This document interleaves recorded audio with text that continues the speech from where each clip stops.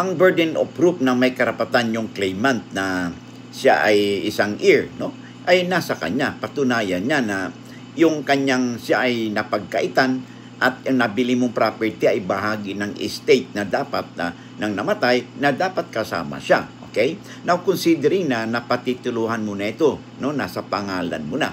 At kung kayo ay may tuturing na isang purchaser for value and in good faith, okay?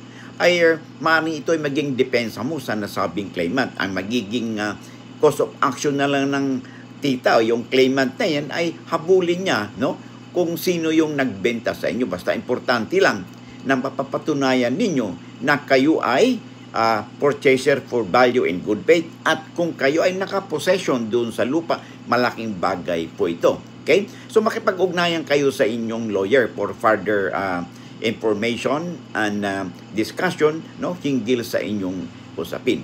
Si Attorney Roy Luong po ito ng Batas Pinoy in collaboration with Integrated Bar of the Philippines, Manila Port Chapter. Lamang na po kayo pag may alam sa batas.